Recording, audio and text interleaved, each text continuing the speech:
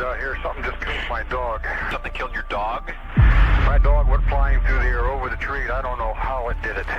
From baffling missing 411 cases that leave us questioning reality to the elusive and legendary creatures like Bigfoot, we are here to discuss it all. By God, if a hand come from the other side of that fence, grab this thing by the head and neck, just one-timed it. 1 o'clock in the morning, I'm awakened by lights. Bright lights. I'm talking about, Josh, the lights were so bright, it looked like daytime, so I thought it was the morning. There's just something going around, attacking our sheep. And my grandma used to talk about this guy, Ketso, that means, Bigfoot in our language, so. If you have ever found yourself captivated by the unexplained or intrigued by the mysterious, you are in the right place. Welcome to Mysteries Unknown.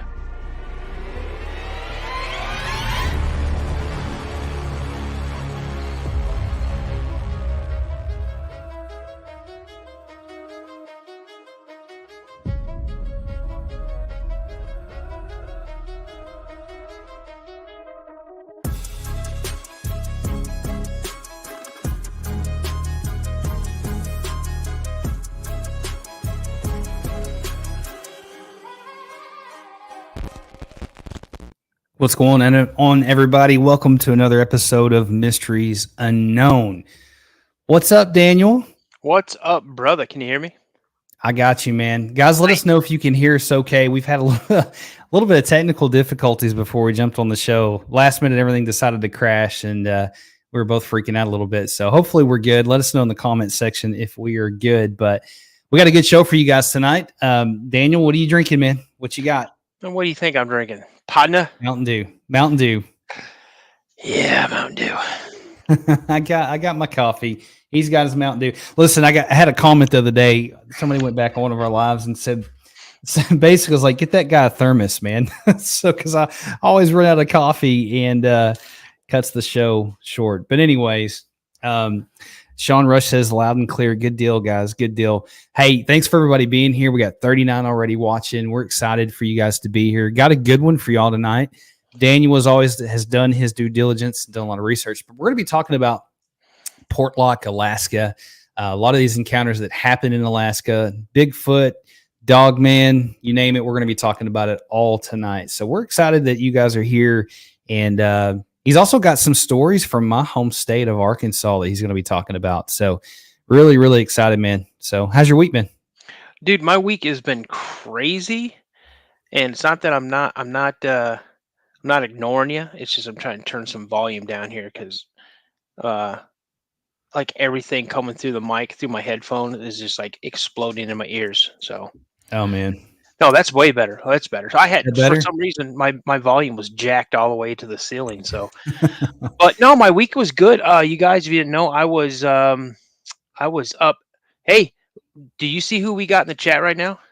We got Fred here. Fred from Alaska. And this is, I hope, the Fred that you and I are talking to. I bet it is, man. I bet it is. He's a great guy. We both of us talked to him today, man. He's a really good guy. Got a lot of interesting stories from Alaska. So excited that he's here. So, but for you guys who don't know, I was on vacation. I was up in Michigan, and I was up in the UP a little bit, and then he says guilty. And then I was went down to Cadillac and Traverse City, and then Bay City. And I'll tell you right now, I found a really cool book. I don't know if you're going to be able to see this on camera. Yeah, you're not going to be able to because I got everything blurred out. So I'm put it right blurred out. Face. Yeah, there you go. There we go. So I'm still learning the tricks, guys.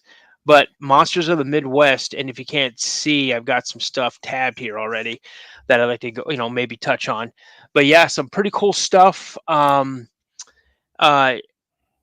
Here's a pretty weird story. So when you see a pareidolia, right? You people post pictures and a circle squatch or whatever it is, and you hear stories of people like, oh, I was driving down the highway, or my wife was driving, or my friend was driving, and I was looking out the window, And I looked over and I saw down in the culvert this Bigfoot, and it was just for a brief second, but I saw what their face looked like, and I saw this, and I saw this. So I kind of had one of those instances while we were driving up through the UP.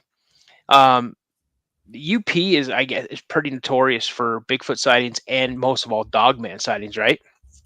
Oh yeah. And so they had cleared back along this highway. They cleared back like 50 feet of the forest, and I asked about it, and they said pretty much what it is. It's kind of like a safety precaution, because now the drivers will be able to see the deer a lot easier, because before the forest was like literally almost right up to the road, right up to the shoulder. So the deer would just come out of nowhere.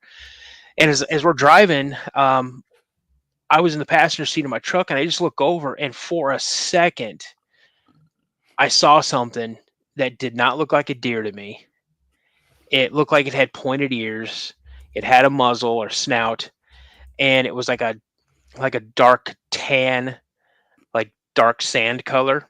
And so I'm like, whoa, what was that? Again, I couldn't identify what it was. Well, then later on down the road, we happened to come across this area that had like it was like a farm, had a field or whatever. And I saw like 10 deer out there, and I go, that's what it was, because it was in an area where the grass was pretty high. So again, the pareidolia is there, you guys, and seriously, you have to really sit there and look at it. And Wade Fisher outdoors caught it by accident. All right, cool. That's awesome, dude. Man, what's the thing, that it's a byproduct of what we do. You talk about this stuff. I mean, me and you talk every day basically about this, and you start seeing stuff, man. And I was talking to Fred earlier today about how it's changed me, where I don't even want to go in the woods anymore, man, alone, or deep in the woods. So, it changes the way that you see things and all that. But quick shout out to all the members that are in the chat. Just FYI, guys, if you joined last month, we're sending out that care package. We're wrapping things up with that. Make sure that you sent me your email address with your address. That you email me with your address, so I can make sure to get that stuff sent out to you. We'll be working on those and putting those together, getting them out next week. So be looking for them. I'll actually send you an email to let you know that they are on your way. So really excited to have all the new members. Just excited for you guys to be here. One thing we're working on is a lot of the time I do these interviews and I edit them. They're really polished, but toss around the idea about dropping some raw videos of those interviews, because sometimes everything in the interview doesn't make the cut. But some ideas we're kicking around and different stuff. But appreciate everybody being here, man. There's a lot of comments I can't keep up, so if we don't catch your comment, we appreciate you being here, man. Yeah. Thank you so much for being there. So, hey, so we kind of let everybody in on some kind of stuff. Let's see. Someone's planted a fake Bigfoot, LOL, on route to Nashville from Kentucky. And that's a funny thing. Laura. So also the same thing up in the UP. There's a couple places where someone have taken cutouts and placed them strategically into the woods along the route where people drive. I mean, and it's not like, oh my gosh, what is that? I think that, no, it actually is a cutout. You can tell it's a cutout, but if for a flash of a second, you're like, whoa, what was that? So you get all excited. It's funny because you see things. And of course, both of us being prior law enforcement, you scan stuff already. I mean, we're always scanning and looking. And so, yeah, it's easy for that stuff to happen, but I'm excited because I've not heard all these encounters that you've got ready for us tonight. And I've got a couple audio clips for you guys that we're going to be listening to, and then just a bunch of different stuff. It's going to be a good show. You want to make sure to stick around for it. Daniel always does a great job of doing that. But you want to guess how many people go missing every year in Alaska? It's got to be like, okay, is it a 4-digit number or a 5-digit number? It's 4. I'm going to say between 25 and 3,500 people. You were close. 2,250 on average. But that's twice the national average. Twice. And, like we've talked about before, we've done a couple of shows about the connection between Bigfoot and missing 411. And guys, we're no way saying that all of these are tied to Bigfoot or a Dogman or anything, but it makes you wonder, because that's a lot of people, man. Like, that's a lot of people. Oh, it is. And Yeah. again, Josh just preference that. When you guys come here and we bring things out to you guys, we tell you, here's a story, or here's a thought, or here's a, whatever. We're not going to say that definitely, especially with the 411 cases, that Bigfoot, Dogman, Sasquatch, or anybody, is 100% involved with it. But, we provide information to you guys to draw your own conclusions. Yeah. If you don't believe, hopefully you'll hear some stuff in one of our lives, or when you review one of the podcast or one of the interviews that Josh does, that, it might give you just a little more credence to, like, well, maybe that is possible. So, yeah, I try to, when I'm interviewing people and I have them on the show, the whole thing that started this whole channel was, I told somebody my encounter, and it made me feel really stupid because they just kind of blew it off or just kind of joked about it, and so I wanted to create a platform that people could come on here and have a safe place to tell their encounters. And, the way I do things is we don't try to prove or disprove anything. Like Daniel was saying, we just give you guys the information and let you judge from there. But I wasn't there. I didn't see this stuff, but I want people to have a safe place to come on here and share that. So, but I will say this, though. I will say this. So if anybody that comes on and gives you an interview, and I mean, you know how I am, man. I'm prior military. I hear people, they start talking military stuff and my ears perk up real quick. And I'll call Josh and I'll tell Josh, this story is X amount of percent straight BS. You do.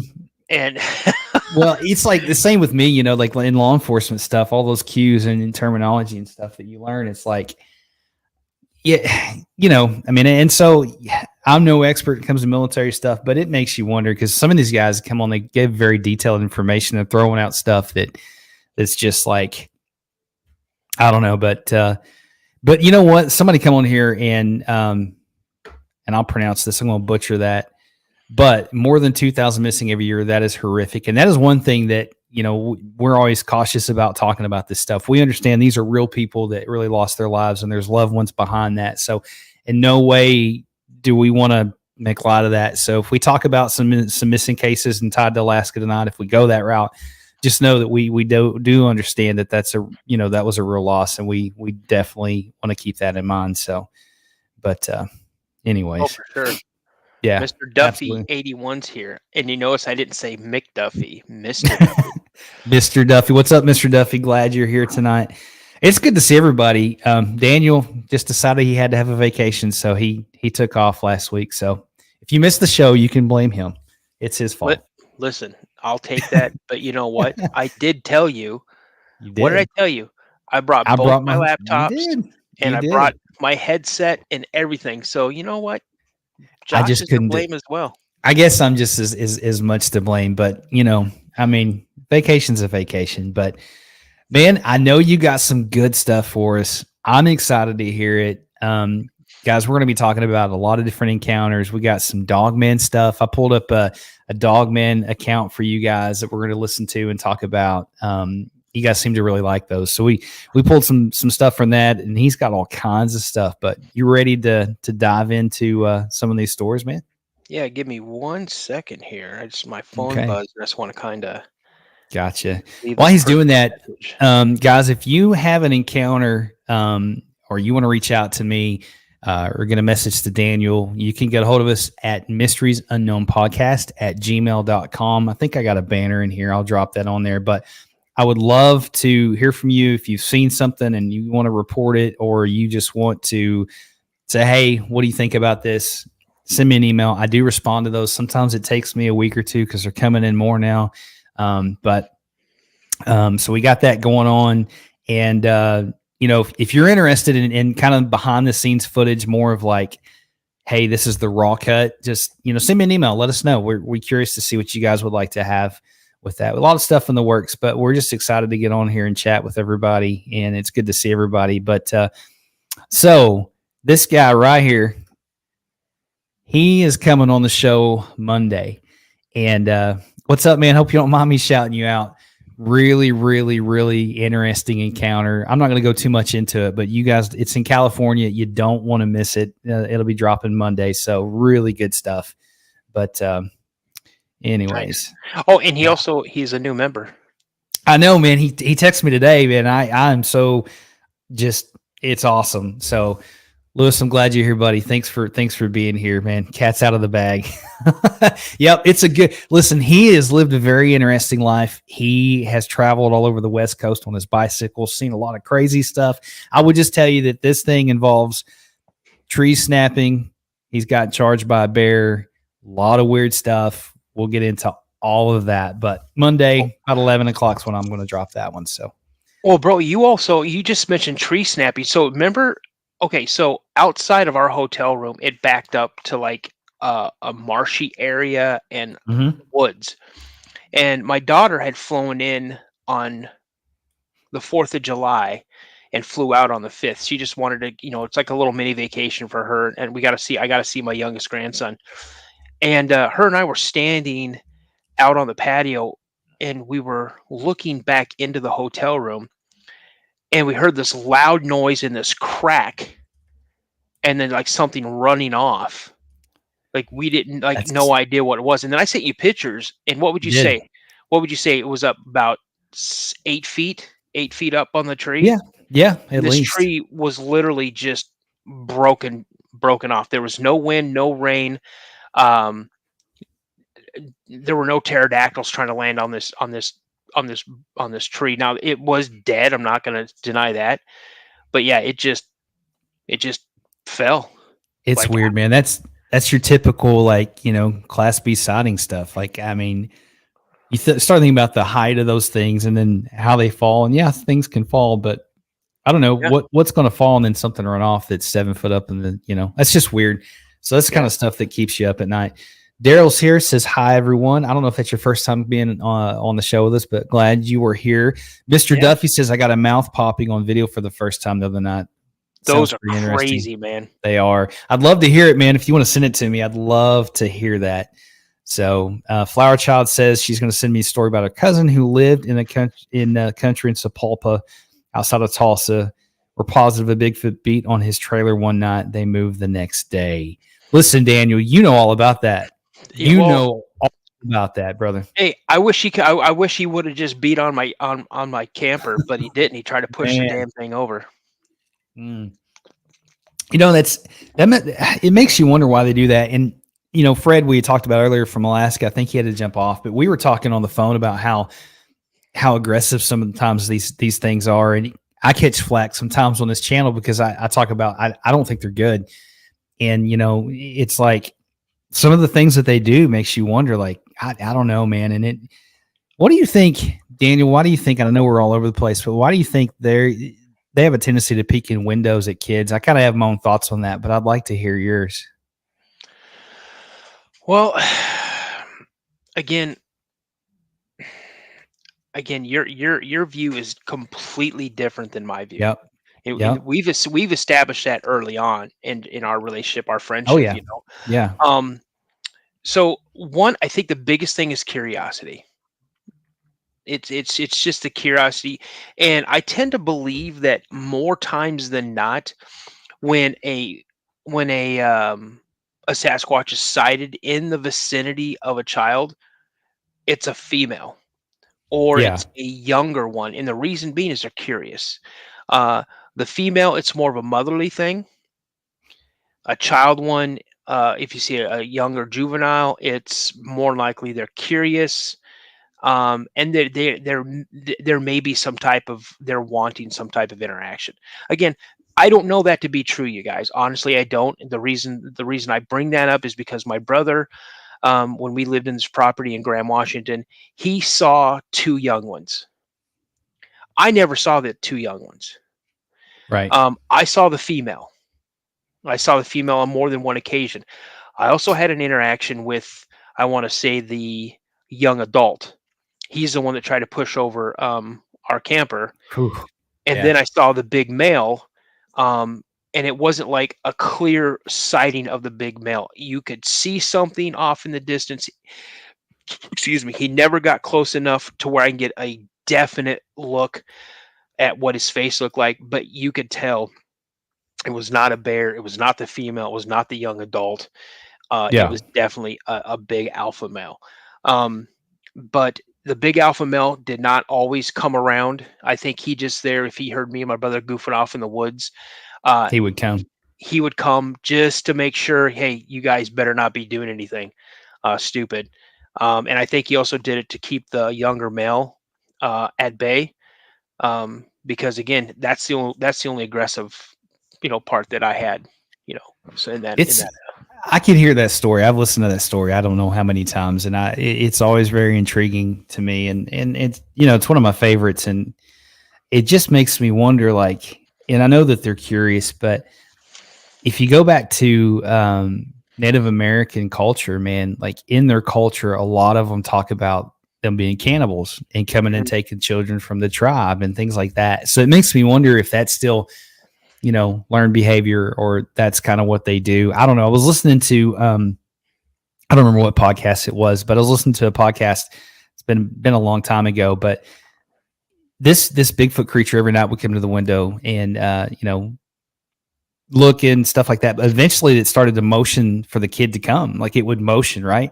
And so the kid was like, eventually, as an adult, they were telling it, they went towards the window. And as soon as they did, this thing just snarled at them and tried to grab them. And so, it's just one of those things. And apparently they had, how most kids did back then, they slept with the windows open and things like that. So I don't know, man, it's just really interesting to me. And I always like to hear people's opinions. Guys, let us know in the comments what you think, why you think they do that. But do you recall what state that was in, or what region? I do not, man. It's probably been, I was listening to that like 2 years ago, man. So it's probably a booger.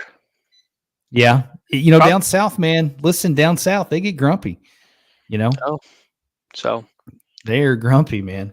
Hey, I'm not gonna spill the beans entirely, but I was gonna tell them that you guys, near the end of this month, there's going to be an amazing interview. Excited about it. Just be ready. That's all I'm telling you. I'm not going to tell you anything else.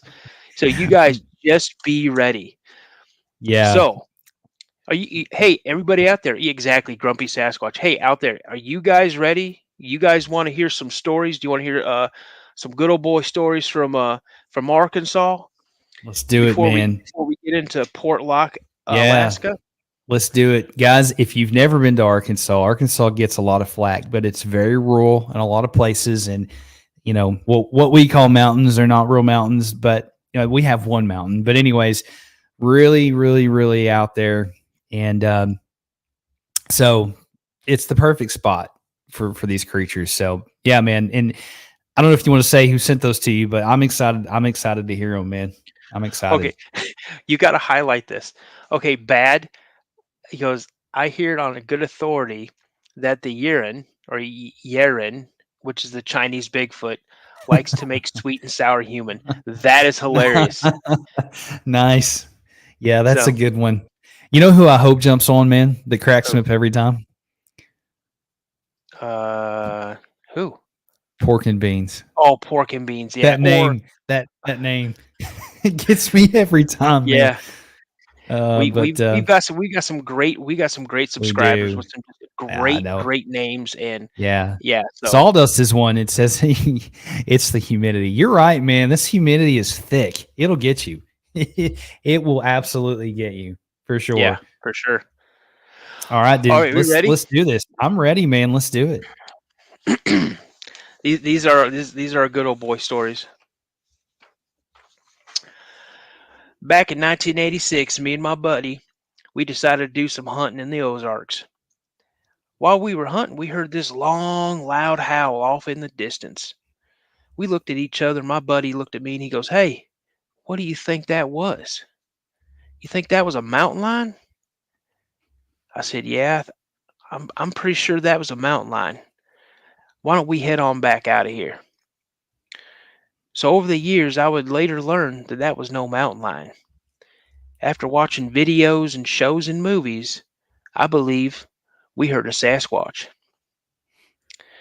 wasn't too long ago that I ran into my buddy, and we got to talking, and And I tell him, I said, you remember back in the day when we went hunting up there in the Ozarks and we heard that loud howl off in the distance?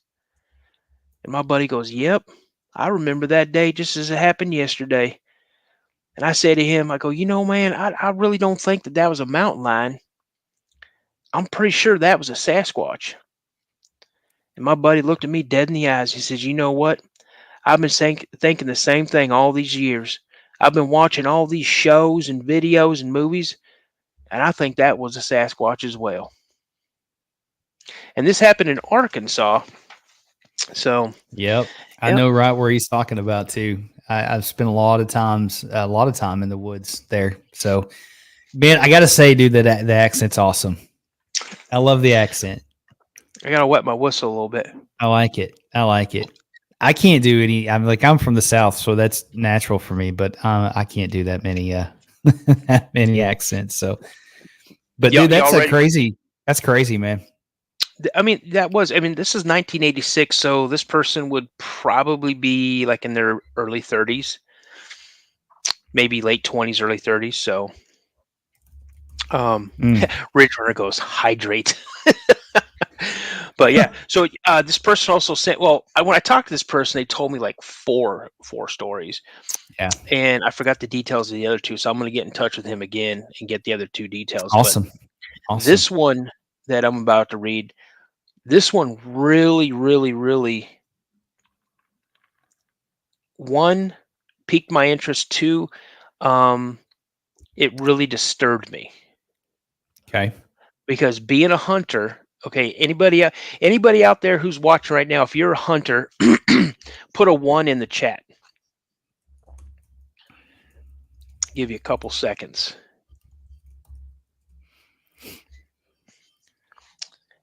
Okay, I don't know if anybody's a hunter. Not yet. I can't believe we don't have any hunters here. Oh, there's some. Yeah. Okay, so listen, sure. I can't even. If you can pronounce that, then you are the man. Well, I think the second word is I don't know. But I'm glad you're here. We can't pronounce your YouTube name, but we're glad you're here. Looks like Rice Monthly. I don't know. It's unique. Bryce. Okay, Bryce. Okay, so here we go, guys. I'm going to go ahead and I'm going to read this, okay?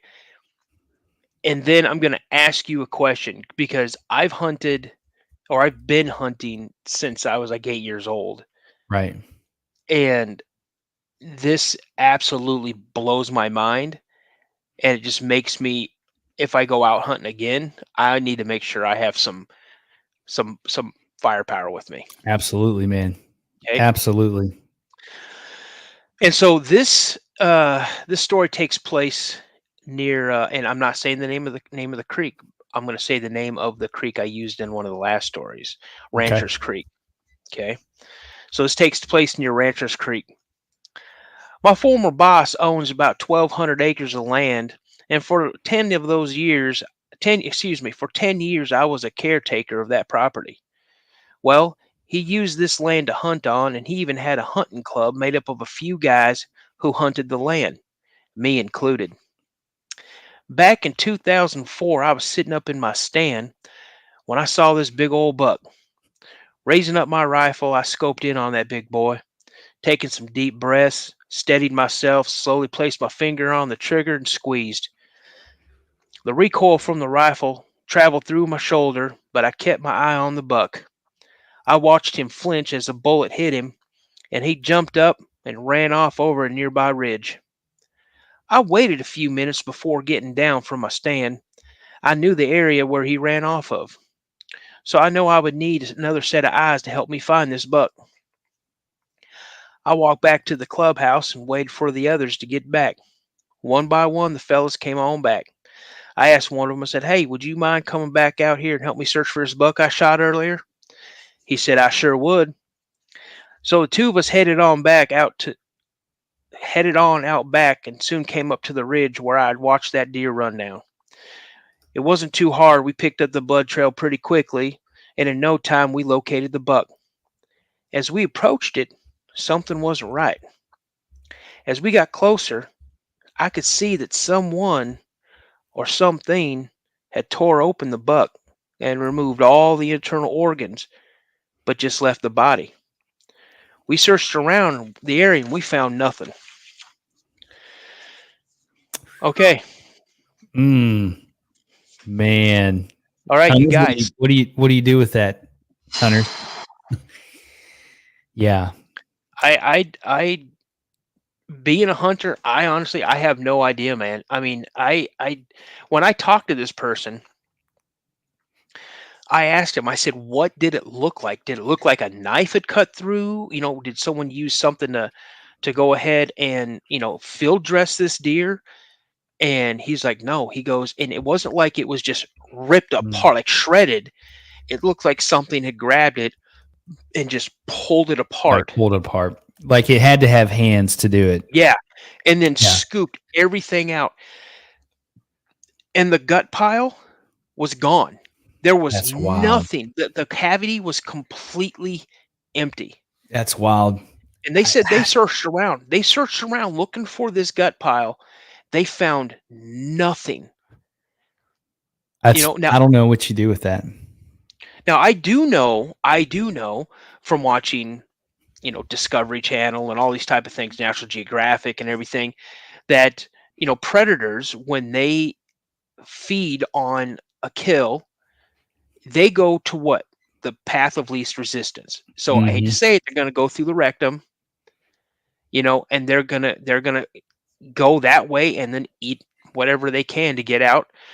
Some of them will be able to chew on, because a lot of the hides, the things that they're killing have really tough hides. Yeah. So, and they'll usually go in and they'll eat the heart and the liver and whatever else that's high in protein, high in fat, high in other nutrients, high in other minerals. And then they'll just leave some of the other stuff. And then you have everything else that comes and feed on that carcass. Well, and they said there was nothing, just the carcass. That's crazy. Hopefully you guys weren't in the middle of dinner, but it's wild, man. It makes you wonder, why they do that. I don't know, man. There was a guy that was on my show, and I think he was the last one that was from Ohio, the last encounter from Ohio, and he had something kind of similar to that. He said that he was in his car and he drove, and there was these dogs. He stopped for some reason, and there's these dogs on the side of the road, and it was the same thing, same kind of scene, same type of thing, and it makes you wonder, why these things, and then why leave it? Like, you know what I mean? Like, why just leave the carcass there? I don't know. So wait, hang on. Rich Runner says I just burped up a smoothie. Gross. So Bryce, just to answer your question here, the time frame from when he shot it to when he came back, he said was roughly about 3 hours. So, and it wasn't like when I've shot my deer, I've gotten out of my stand, I've gone over, I field dressed it real quick, and then I, spread the back legs out and lay it flat on the ground. This deer was laying on its side. That's weird. And when they approached it, it was all ripped open. So yeah, that's so weird, man. That's so weird. I don't know. Hi, Janet. Strange world. Janet, hey, what's up? Glad you're here, guys. Glad that everybody's here. Thanks, y'all, for hanging out with us. Shout out to all the members. You guys are awesome. Everybody here is awesome. We're just glad that you guys are here. We got a good show for you tonight, talking about Bigfoot, some Dogman stuff. Daniel's got a lot of cool stories he's going to be getting into. We're going to be talking about some Alaska stuff, Portlock, Alaska, specifically. So it's going to be good. So I guess one thing I'll do, man, to crank things off, I found some sounds. Now this is from, I couldn't find specifically where, but if you search this story, it came up in Alaska. So there's a couple, they're out on their property and they start hearing these sounds. So listen to these sounds, guys. Let me know what you think. Let me know what you guys think that they are. Let me make sure this volume's turned up all the way. Okay. You ready, man? Oh, I'm ready. I want to hear your opinion. I didn't share this with you either, so here we go. All right. It's over here, too.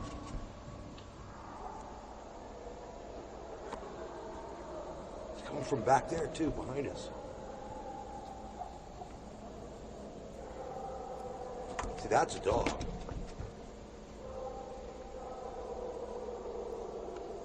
You hear that?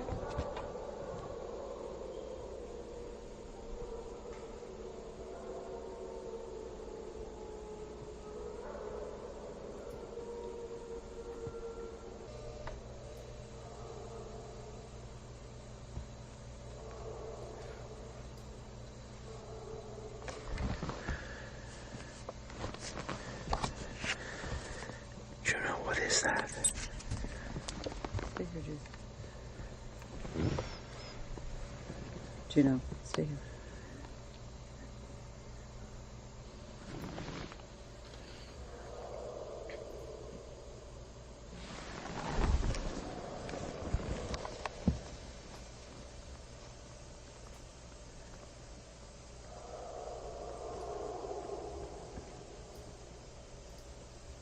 Closer.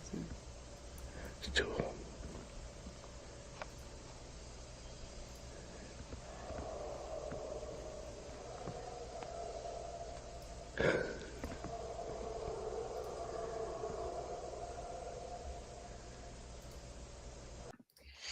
It's kind of hard to hear. And I can tweak that and turn the volume up if that wasn't loud enough. And it's barely in the background, but you can hear it. Yeah, Virginia, you're right. If you've got your headphones on, you can really, really, really hear it. So let's see. We getting nightmares on the rest tonight now. Yeah, that's definitely something that'll give you nightmares. I re-edited that and pumped up the volume a little bit. So we'll upload that and play it again here in just a few minutes so you guys can really hear that, because it was pretty substantial sounds, man. What do you think? Well, at first I thought it was like a dog. Yep. Like a dog howl. Yeah. But then it didn't sound like a dog howl to me. Right. So. Well, I just got it. I re-edited it and turned the volume up. So let me play this, just a little bit of it again. See if you guys can hear this better. It's over here too.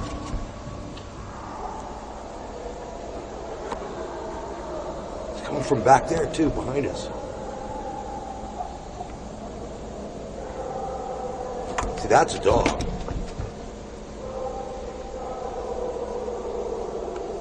You hear that? Oh. Hear it? Yep, I do.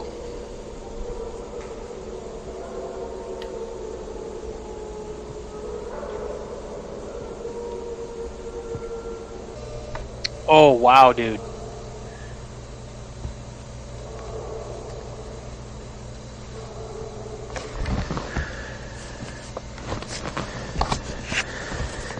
Juno, what is that? Stay here, Juno. Juno, stay here.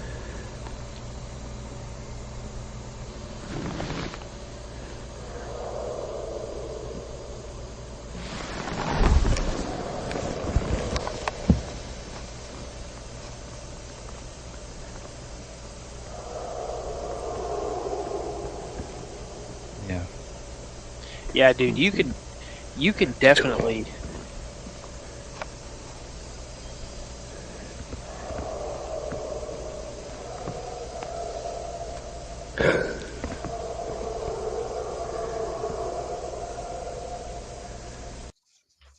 You can really hear that.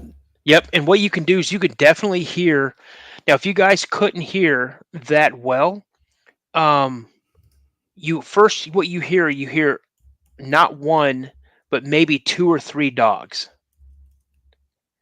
And then you hear this really super, like, bassy howl. Like, it's it's got a lot of air behind it. Yeah. You hear that going off, and then you hear the dogs kind of going off a little bit. Then you hear it go again. Bro, that's no thank you. You imagine being camping out there in the middle of nowhere and you wake up and you hear that. I would be heading back to the truck. I would be gone. There's no way I would stay. There is absolutely no way I would stay for that. No, thank you. No, thank you. No, thank you. Well, I'm excited to hear these stories you got, man. And I know Portlock, Alaska is a strange place. I know that there's been a lot of controversy around it because of the documentaries and stuff that were filmed. I got some family that's from Alaska, and we've had some conversations, and he's not very far from there. And there's a lot of strange things that are around that place. But if you've not heard about it, it's a little coastal, used to be a fishing community. Maybe that's not the right word, but they had a cannery there. There was a hoe town there. It's kind of turned into a ghost town, but everybody just up and left. And I think, matter of fact, and you correct me if I'm wrong, man, but I think the postmaster was like the last person to leave this last time. Yeah, I got to step away for 1 second. Okay, man. But so it's pretty crazy stuff, and we're going to be getting into all that, and excited to hear what he's got. I've not heard any of these stories that he's pulled up, but while he's gone, I got some more sound bites we can play for you guys before we get into these stories. A lot of people like to hear some of these Dogman encounters, and I'm going to play this one that I found the other day, and this one is from Wisconsin.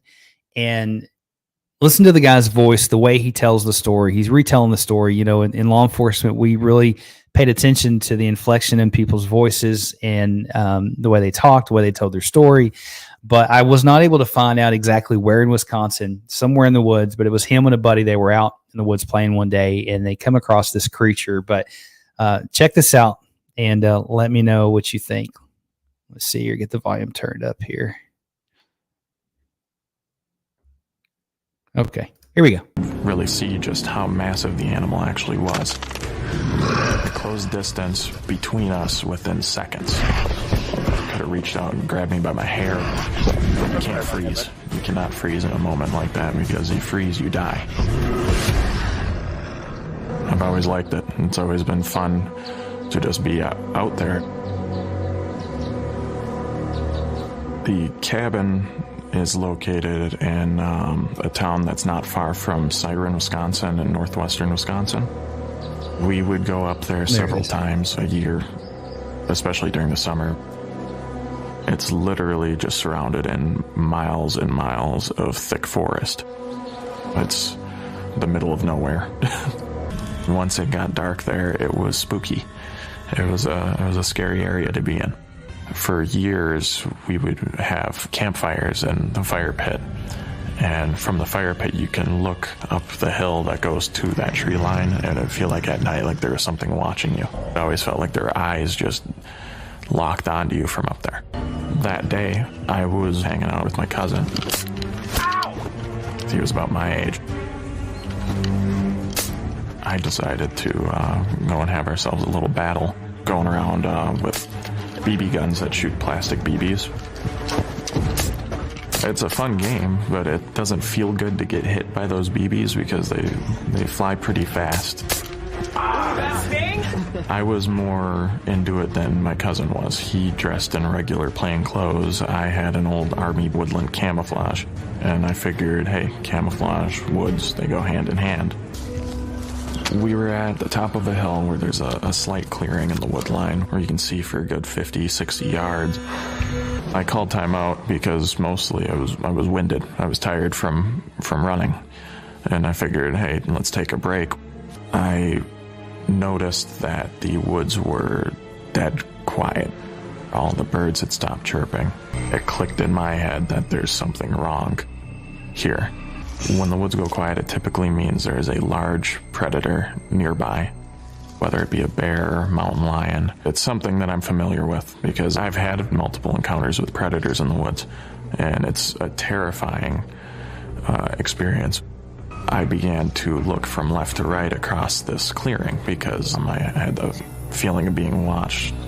I was expecting a bear was the most likely option. When I went from right to left, about halfway is when I locked onto it. When I saw it, what stood out was white. And I saw the white focused, and it was teeth. Large canine teeth. And it had massive jaws. I could really see just how massive the animal actually was. I saw its eyes, the way that it was looking at us, it was like daggers. It was darting its eyes between my cousin and me.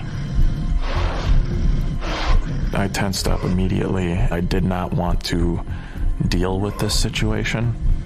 You can't freeze. You cannot freeze in a moment like that because you freeze, you die. It sounded like a close distance between us within seconds. I could hear it directly behind me. My cousin has stopped. Let's go, let's go! Just keep going. I'm right behind him. This thing is right on me. Close enough where it could have reached out and grabbed me by my hair. Once we cleared the tree line, we stopped hearing the animal, and we ran straight for the cabins. What was that? He seemed about as freaked out as I did, and at that point I didn't know what to say, so I told him it was a bear. Because I knew that my grandparents who were with us would not believe any of that. The first person I told was my mother. She said it brought back bad memories for her. She told me she had seen one as well in the same area of Wisconsin. An animal began crossing the road. The size of the animal was more than twice the size of a regular wolf. She described the way that the creature had moved as being unnatural. It looked like it was uncomfortable in its own feet. It looked right at her vehicle, like it wanted to scare the living crap out of her.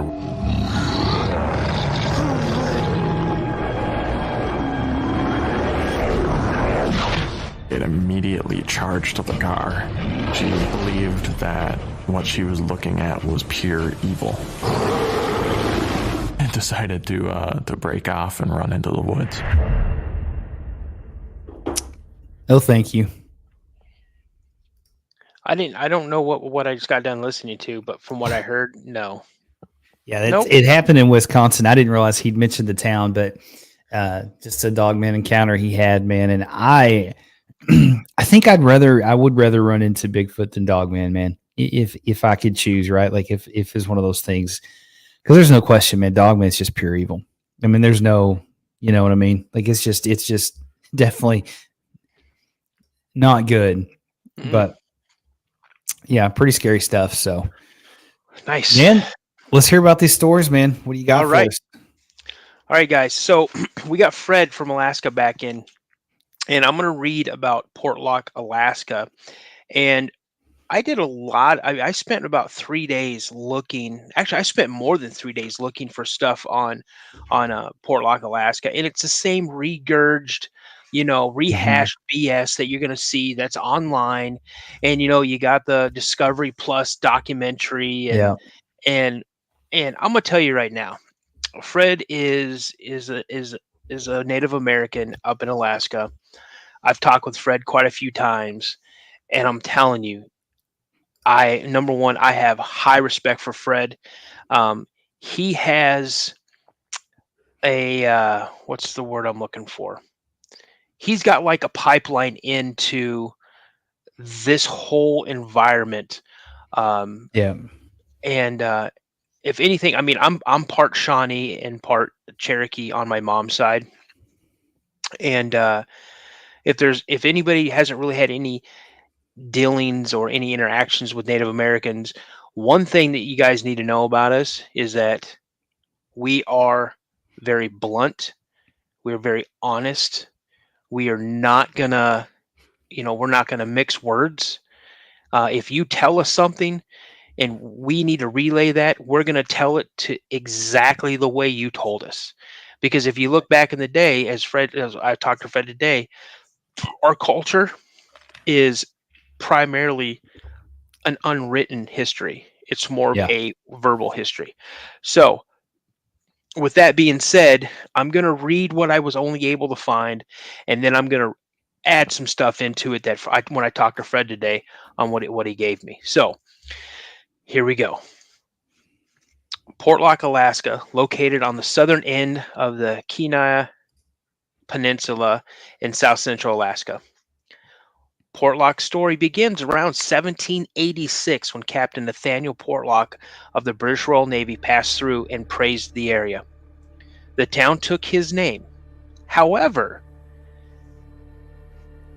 the town did not really start to grow until the dawn of the 20th century when a cannery for salmon was built.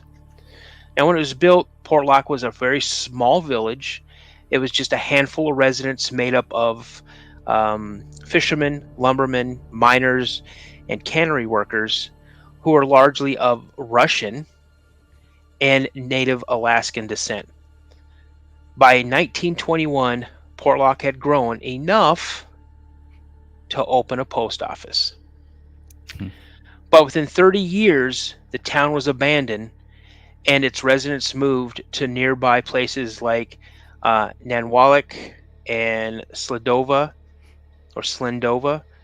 In 1951, its final death blow rang when the shutting of the post office happened. Portlock has now become a ghost town. So let me ask you this. Why was Portlock, Alaska abandoned? I've heard. Go ahead. Yeah, no, I just said I've heard a lot of different stories, and so I'm curious to see what you were able to find, man. Oh, I have Morgan K. He says, "Hey, Mr. Hamilton, glad I could catch the show." Morgan K is like my surrogate daughter. I've known her since she was 5 years old. Oh, that's awesome. She's best friends with my daughter. They've been best friends since kindergarten. So that's super cool. She always calls me Mr. Hamilton. So that's awesome. That's your new title, man. Co-host Mr. Hamilton. Nice. I like it. So the question was why was Portlock, Alaska abandoned? Now officially people left because it was out of the way of the new highway. They moved to nearby towns where there were more people, more opportunities, more facilities, and more infrastructure. That's the official reason why it closed. Okay. But we're here for the unofficial. Yes. Okay. It's reported the people of Portlock, Alaska fled because of a monster or monsters that terrorized them for decades. Shortly after Portlock, Alaska was established around 1900, creepy stories about the town began to spread. In 1905, all of the Native American workers at the cannery left the town because of something in the woods, though they returned the next year. And the next several decades, several saw unsettling incidents in and around Portlock. Now, what happened was that one day the supervisors, from what I read and understood, was the supervisors came to all the workers in the cannery and said, go home. Go home. There's an issue that needs to be handled. So go ahead and yeah. So, in the 1920s, Anchorage Press reports that rumors began to spread of a creature hanging around a nearby mine, as well as sightings of trees which apparently had been ripped out of the ground by their roots. So, the mine. That's all I really got about the mine. Our good friend, Fred from Alaska, I asked him about this, and he said that the miners opened up this mine. This was a sacred place to the hairy man, and that's what a lot of the natives up in Alaska, they will not call it by what they know it as. It's kind of like if you say Beetlejuice 3 times, and there's another thing out there that people are encountering on the Navajo reservation. We're not going to speak that name either. So they call it the hairy man. And he said that this mountain that they were mining in was a sacred burial ground for the hairy man. And when the miners went up there, the miners never returned. They were found. So strange. They were found mutilated, decapitated, parts of their body removed, and it's not a bear attack. No, okay? Bear's not going to do that. Not like that. So that's one part that we couldn't figure. I couldn't find anything about it. They just said that they mined the mountain. Okay. Then in 1931, a logger named Andrew Kamluck died a mysterious death. He was purportedly struck over the head with a huge piece of logging equipment, something that was far too heavy for a human to pick up. And though there was blood on a nearby crane, his body was found 10 feet away from it. Okay. Sometime later, Tom Larson, who owned the lumber mill, went out to chop some wood for fish traps um, that he would sell to the local fishermen and things like that. Right. When he saw something large and hairy on the beach, he ran back home for his rifle. When he returned to the water's edge, the thing just stared at him. Larson never could explain why he did not fire. Mm. Okay, so everybody who knows, see, the postmaster was terrorized until he left by them stalking him wherever he went. See, there you go. There's another thing. There's another part, and I'm going to get to that as well. So we have an authority, I like to call him SME, a subject matter expert on the matter. So, Fred, thank you so much for joining.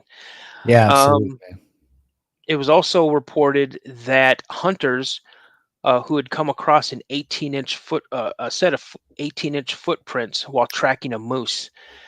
They reported that they also had found signs of a struggle where the grass had been matted down, then only the deep tracks of a man-like animal departing towards the high fog-shrouded mountains. It was as if the thing had killed the moose and then dragged it off. No. No, And it wasn't the only moose that had seemed to unexpectedly disappear. Alaska Magazine reports that a school teacher who taught in the same area in the 1940s recalled that several cannery workers vanished while hunting sheep or bear. The bodies were later reportedly found mutilated and dismembered in a local lagoon. It is said that the bodies were mutilated in such a manner that would not normally be attributed to a bear attack. The bodies were said to have shown they had been mutilated and dismembered with extreme violence. That's just. What are you supposed to do with that, man? Do what they did. They just left. Leave. I will say something. Probably one of the best comments so far, guys. Right here, Tony Bell says he's large and hairy. I hope no one shoots me on the beach. Sorry, I saw that. I had to. I know Tony, and Tony is large, and he is hairy. That's great. So, sorry, broke the mood there. I just had to throw that out there. That was great. I saw that. It blows my mind. Automatically, you find these bodies in the lagoon. I would have swam across the lagoon. Oh, and yeah, because there's other towns across the lagoon. Like there's a couple of towns right across it. Yeah, I'd have been living there. No, I'd have been out. How long did that? I could be wrong, but didn't that postmaster stay there for like a year? 1950. 1950 is when it closed. But I think he stayed on like another year. Left for like another year, man. That guy's got some guts to do that, especially with what Fred was saying, man. Like I don't know, man. That's wild. That's wild, man. That's some wild stuff. I don't think that I would no. But somebody go ahead. I was gonna say, if somebody out there wants to send me and Daniel to Portlock, we're out. So unless you want to come with us and bring lots of machinery, big guns. Nope, not playing it. No, give me like a tank and maybe a small PT boat that can. Yeah. Maybe that would work. I don't know, man. That's wild. There's the saying is where there's smoke, there's fire. There's a reason that town's abandoned, and there's a lot of different opinions and stuff. But man, I don't know. I tend to believe somebody who is from the area that knows it and it's been there, like Fred. So I mean, I can imagine that postmaster getting stalked every time he walked outside with these things, man. And it makes you wonder. I always wonder why these creatures they get, I don't want to, stuck's not the right word, but they're locked in one area, man. Like, why do some of them migrate and some of them stay in one particular place? Alaska's so big, so wild, but it seems like there's just been generations of these things on that property. And it makes you wonder, man. Yeah, for real. Yeah. Continue on. It says, over the decades, stories like these allegedly terrify the residents of Portlock. One by one, they began to flee the town for safer pastures. One report says we had left our house and the school and started anew here in Nanwalek. Milena Keel, who was born in Portlock in 1934, told the Homer Tribune over a long period of time, she explained something had terrorized the town's residents to the point where they had fled. Stories like these abound in articles and websites about Portlock, Alaska, but locals in the area often dispute their accuracy. So again, this is kind of just shows you, like the one that I did on the monster of Morbach. Yep. It's All right. like one Mhm. person heard the encounter, was not there, but heard the encounter, and then made it their own story, and then had Yeah. something published about it. So, and again, when you get someone who is native to that town or native to that area, you know, and they speak out. You Yeah. really should listen. But you're going to have people that are just out for some type of selfish gain that are going to try to squash those people. Oh, Meaning absolutely. squash. Keep their story Yeah. down. But then this is what was really weird is that Milena kind of made up the story because she was getting tired of people asking if the story was true. Sally Ash, Keel's cousin, who served as her translator in the Homer Tribune's article, told the Anchorage Press she made up the story about how Bigfoot was killing people. It wasn't true. Everybody knows that, but it was not our place to say nothing. Ash grew up in Nanwalek, and her mother was born near Portlock. Portlock she said was a creepy place, and despite her claim that her cousin made up the stories, Ash seems to believe that the hairy man, I almost said its name, the hairy man does exist. They tell us don't go out on a foggy day. That's when he's out walking around. You could run into him, and you never know what he might do, Ash said. However, she claimed that the hairy man was not dangerous and that the locals had a sort of respect for him. I think he's part human. He lived with the people and then didn't want to be around them anymore. So he moved into the forest, away from everybody. He started growing hair and started looking like a Bigfoot. He was scary. My uncles, my grandfathers, they all talked about him. He's old and he's tall. He's strong and he's hairy and he lives in the woods. And you can tell when he's getting nearby because you can smell him. My mom used to talk about it a lot. She added, I respected him. Like, you can keep your distance. He moves around. He was quick. So, I mean, you have one person, you have a relative. Yeah. You have a relative who's coming out, whose mom was born there in 1934, talking about this, and then you have a cousin who's saying, "Well, no, she kind of made that up because she was tired of people asking if the story was real." So, I mean, this kind of gives you, both sides of the coin, so to speak. Yeah. Which one are you going to believe? Are you going to believe this one, or are you going to believe this one? So, I mean, this kind of gives you where you see this rehashed stuff to where you can't really truly believe, what's out there about Portlock. I mean, we officially it closed down because of a highway, access to a new highway, access to new facilities, more opportunities, more amenities, things like that. That's why it closed. Officially, but again, Officially. so many things have happened around that town, not only at the beginning of it, but later on. Because what I'm getting into now says the stories did not stop with the abandonment of the village. A goat hunter in 1968 claims to have been chased by a creature while he was hunting in the area.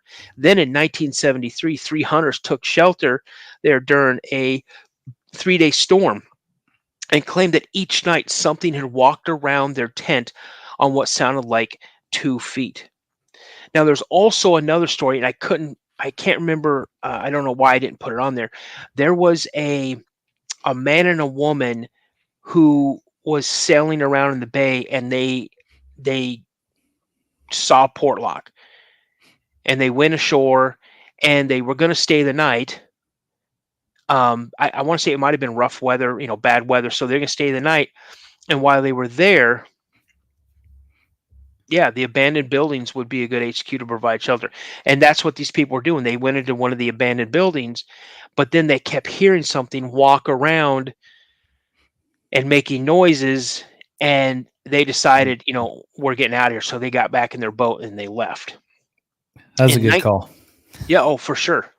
Yeah. Then in 1990, an Anchorage paramedic was called out to the aid of a 70-year-old elderly man who had suffered a heart attack while incarcerated in the Eagle River Jail north of the city. While treating the man, the paramedic happened to mention that he had hunted around Portlock. The elderly man suddenly sat up and grabbed him by his shirt and goes, "Did it bother you? Did you see it?" Mm. So, are these Wow. stories about the hairy man true? That's for you guys to decide. Yeah.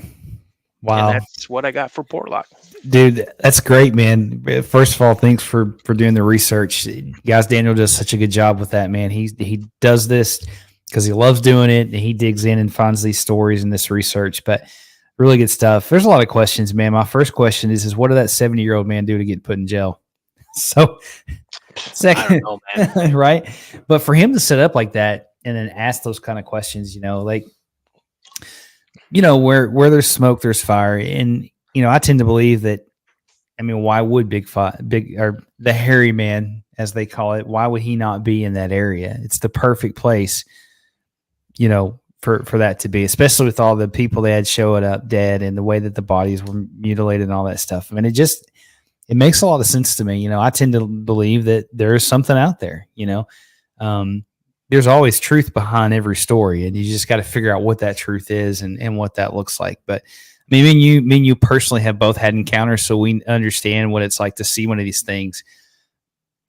I tend to believe that it's probably there, and there's probably truth on both sides, so that's kind of how I like to look at it. Guys, and we've done this a couple of shows back, but if you want to hear probably the scariest Dogman encounter that you've ever heard, drop a 1 in the comments. Let us know. If we get enough ones, we'll play it again. We've played it several times. You guys seem to really love it. But I will warn you, it will not, you probably won't be able to sleep very good. It's really scary. Don't you think it's probably one of the scariest ones? Oh yeah, absolutely. Yeah. Let's see. Deb says, Firetracker says, "Great job, Daniel. Thank you for the hard work put in." Thank you so much. I appreciate it. And you know what?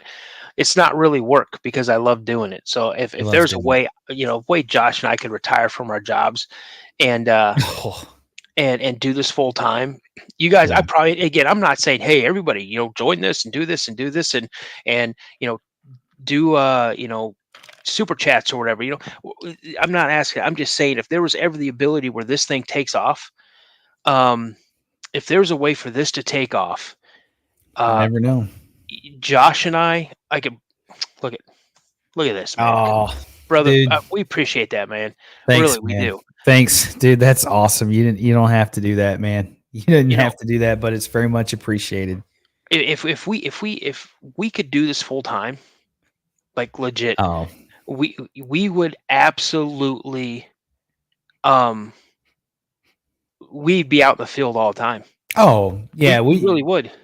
Yeah, we would be out there. And my background is videography. I film documentaries for work. That's what I do. I film documentaries and things like that. And so we would definitely be doing a lot of stuff like that. So that would be really cool. And Daniel, I am very appreciative that you come on here and that you help me with these lives and you find this information, man. People love it. They love your accent. They love just the way you tell the story, man. You're so good at it. So, but none of this, guys, would be possible without you guys sitting back watching. Even all of you guys, all of it matters. And the best way you can help me and Daniel and these lives to grow is to just share, like and share, tell people about it. But it's been a lot of fun. We have a lot of fun with it. We talk about these things a couple of days out. We'll figure out what we want to talk about, and that brings up a good point. If there's a particular story or a place you'd like me and Daniel to cover on one of these next lives, let us know. If we get two more number ones in the comment section, we'll play that Dogman story. So, Yeah. But hey, guys, I mean, if just a reminder, we got 92 people watching, and we only have 9 thumbs up. So let me refresh. Oh man, maybe I'm not seeing. So I got to refresh. Hold on, let me refresh. we got a question here while you're doing that. Are Dogman fabricated in labs and released for fill in the blank reasons? Maybe I've heard these Dogmen can take on bullets and they're armored up underneath. Jason, that's a really good, really good question. My wife, that's what she thinks. She believes that, and I could see that to be, some kind of government manipulation, maybe. But it's just, I don't know. But I personally think these things are Daniel's losing his mind. Are more than flesh and blood. But what's up, man? Man, what did I miss? I'm getting a little emotional here, man, because one of my absolute dearest friends in the world, his wife, and she says they're both watching. I see the comment. Anita Hance and give me a second, guys. You good, man? You're all right, buddy. They are.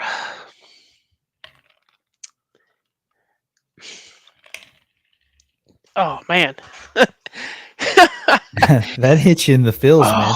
That did, man. I mean, they're. Well, listen, guys. Daniel is a sister. great guy. He's a great my guy. little sister. They are the closest thing I have to family. That's and awesome. Anita and Brian, I love you guys. I love you so much. Thank you for watching.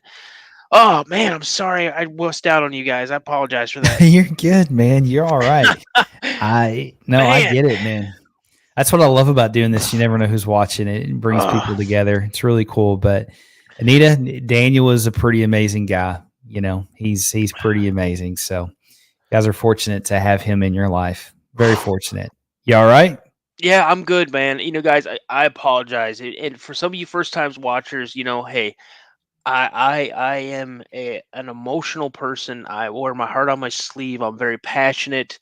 My inner circle of friends are my family, and there's nothing I wouldn't do for Nita and Brian. Yeah, well, I love them.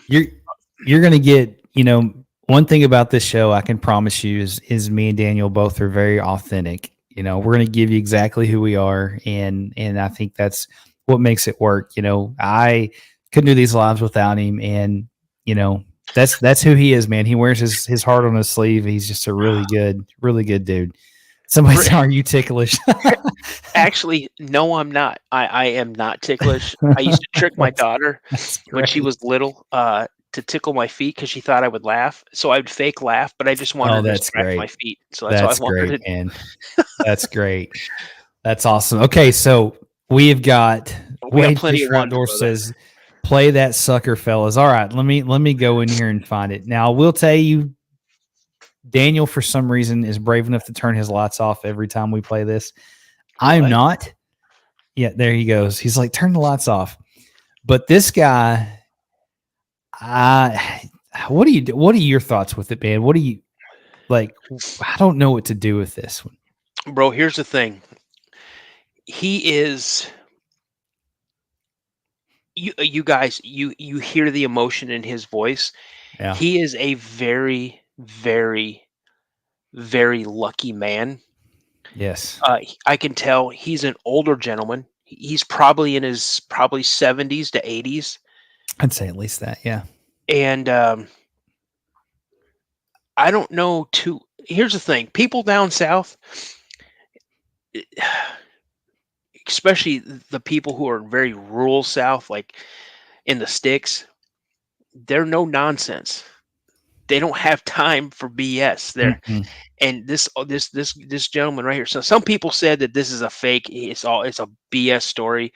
Hey, until you can prove me wrong, I think it's 100% authentic, and you can hear it, terror in his voice when he's retelling this. Yeah, this guy is absolutely petrified, and he is, in my opinion, very fortunate to be here to share this encounter. So Buckle up, guys. It's a good one.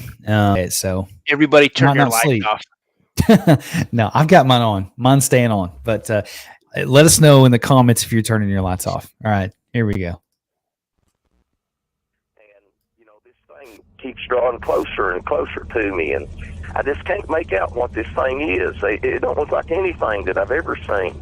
It gets close to the barbed wire fence on the right-hand side, and I think, well, maybe it's going to slow down, or maybe it'll veer off where it won't run into that barbed wire and it'll turn aside out of my way. But it didn't do that. Instead of doing that, this thing sped up, and instead of turning aside, it jumped right over the fence, and it landed on my side of the fence in between the ditch line and the fence, and then it took another bound. And the next thing I know, this thing is out in the road. I mean, it's right next to my vehicle, and it scared me so bad that I just jerked the wheel to the left and went over as far as I dared into the left-hand lane. And this thing, it started running right along the side of me. I had cherry bomb mufflers on that car, and if you know what they're like, they're loud. But yet, at the same time, I could hear the nails of this thing, the toenails, click, click, click, click, clacking on the road as it ran along beside me. And I could see it good now. I really didn't want to look at its face. I really didn't want to see its face. But I couldn't help it. It's just like I couldn't help myself. I had to.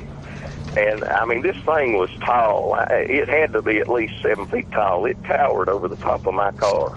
And it was running along beside me. It couldn't have been more than 5 or 6 feet off the passenger side of my car. Just, I mean, right even with my passenger side window. I could see it just as clear as day.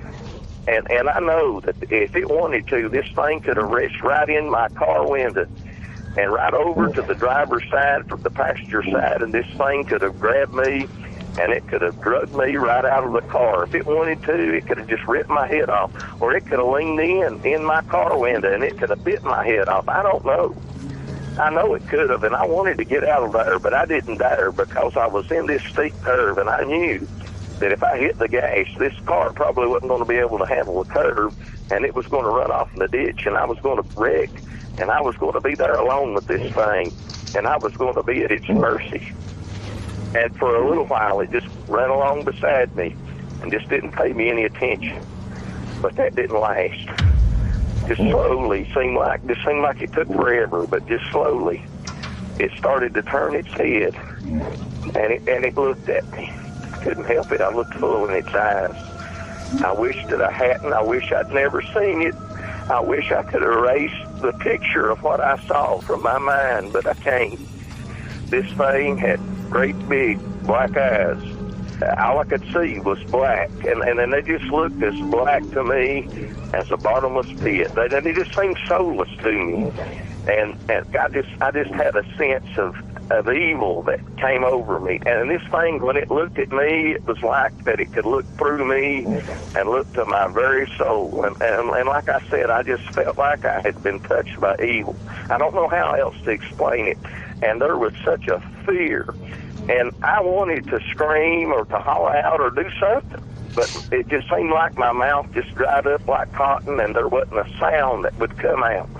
And I wanted to get out of there. I wanted to get away from this thing, but I couldn't because I was afraid I was going to wreck. And then it came closer, and it leaned down. It leaned in, and mind you, this thing is running beside my car the whole time. And it stuck its head in my window, and it grabbed hold of my door with its right hand. And that, I don't know how to describe it as other than that. It was a hand. This thing had huge hands, and it had long black nails, maybe about 3 inches long, 2 or 3 inches long, long black thick nails. And this thing put its right hand on my door, and I could hear it. It put its left hand on my doorknob, and it was jerking at my door, and it was jiggling my door handle. but this thing was leaning in my window, and it was looking right at me. And it seemed like that it curled its lips back, and I know it smiled at me, but I don't really remember hearing it. All I could hear was the sound of my engine and the sound of its toenails as it ran along beside my vehicle, going clack, clack, clack, clack, clack on the pavement. And it breathed on me. Seemed like I could smell blood and maybe decaying flesh as it breathed on me. It was horrible. And I thought I was dead. I thought this was the end of me. I thought I was a goner. I thought I was a dead man for sure. And just about that time, the curve ended, and I came into a straightaway. And I just hit the gas and pushed it to the floor. And I took out of there. I took my eyes off of it, and I looked ahead. And out of the corner of my eye, I saw it lose a grip on my car door, and I saw its smells rake across the top of my door. And its head disappeared from my window. And as I drove away from it, as I pulled away from it, I looked in my rearview mirror, and I could see it getting smaller and smaller as it began to slow down. And the last thing I remember, the last thing that I saw, this thing veered off to the right again and jumped over the fence and disappeared into that field. I've never been so scared in all of my life. I mean, it was just absolutely horrifying. That one keeps me up, man. That one keeps me up. That's what keeps me up. Mountain Dew. And going to work. Yeah, that does. Dude, you didn't have to leave a super chat. He does this yes, it was you. That was not me. He does this. He always does this. Listen, well, thanks. Listen, man. He won't take no for an answer. So. Listen, how is this thing supposed to kick off to where you and I can retire and just go around and do investigations and go to locations and meet with people and have live podcasts with them in studio, having their story told by them? Come on now. I know, but you're co-hosting the live show, so you shouldn't have to pay. I already told you what my price is. So yeah. Oh, it's hilarious. Hey, we got Harley in the house, man. Man, I didn't know you were in the hospital, bro. I hope you're doing all right, man. Let me know how you're doing, man. We'll be praying for you. I hope that you're doing all right. It looks like you're feeling better. So get some rest, man. If you guys don't know, Harley is an amazing researcher. He actually, I'm going to put up his picture that he sent us, man. He captured this creature, this Dogman creature on property that he frequents all the time. And let me hide this comment so you guys can see that. So what you're looking at is one creature. It's not two. It's just he circled it so you can see, but that's pretty wild to me, man. I still can't believe you caught that. So, hey, Harley, Josh and I are actually talking about coming out and hanging out with you. So my thing is this. I know Tennessee is now constitutional carry. So if it is, what do I need to bring? Can I bring my AR? What do we need? Should I bring my 45 long Colt single action cowboy revolver? My 9mm, my SIG, what do I need to bring? Because if I see something like that in the woods, if it's just sitting there, I'm going to be good to go. But if it starts moving like it's coming towards us, it's going to be over. Oh, that's scary, man. I don't know. He has seen some crazy stuff, guys. Go check out his channel. He's got a lot of different stuff on there. Some great stuff he's been able to capture. But Flower Child Deb, thank you so much. I really appreciate the support, guys. This is just, it's amazing that we get to do this. So thank you very much for doing that. That's awesome. Daniel, thank you. Thanks to everybody who's done that. Like Lewis, thanks, man. You guys are awesome. Y'all are awesome. Do you want me to get into some of these stories that I got in that book? Yeah, dude, let's do it. All right. So you guys, we're going to kind of stay with some stuff here, but the reason I'm pulling this one up is because this story, granted, it happened in the late 1800s, but it happened about 2.5 hours away from my house. And this story is called The Windigo. Ross Township, which is now Ross Lake Township, Minnesota, late 1800s. Jake Nelson, rounded the corner of the dirt road that led to the Mickinock homestead. His thoughts had been with the family ever since that he heard that they had returned quickly from a hunting trip in Canada just north of the Indian River because Miss Mickinock was unwell. They were a young family with small children, and Jake wanted to see if there was anything that he could do for them. He carried a small basket of food that his wife had prepared. Mr. Mickinock emerged from the barn carrying a pail. "Howdy," said Jake. Mr. Mickinock looked up. A weary expression clouded his face. Hey there, Jake," he replied. "I heard about your missus. I wanted to see how you guys were doing." Mr. Mickinock set the pail down on the ground. Fresh milk sloshed out from the side, nearly spilling over the lip. "Well, we've been better. She's been in bed since we got home. She told me before we came back that death had taken control of her." He glanced towards the house and then back to Jake. "That's how she said it. That's how she said it, Jake. And I believe she might be right. Her skin looks so pale you could almost see through it. And just she sleeps all day. The children won't leave her side." He shook his head very sadly. "Well, she'll be in our prayers. Your whole family has been, and we'll keep praying." "I appreciate that very much," Mr. Mickinock replied. This is for you two. This is for you and the kids," Jake said, lifting up the basket. "Just some cornbread, jam, an apple pie, stuff my wife thought you might enjoy." "Thank you. The kids are missing their mama's good cooking. I sure can't make much." He took the basket in one hand and lifted the pail in the other and started walking towards the door. "I'd invite you in, but she's sleeping." Jake nodded, says, "You just give me a holler if you need anything. We're not far down the road." Mr. Minnock nodded and smiled sadly before he walked in the house. As the door closed behind him, Jake looked around the yard. Several pieces of wood were scattered near a chopping stump, and an axe was propped against a nearby tree. He thought for a minute about chopping more wood for the family, but worried that the sound would wake up Miss Middenach.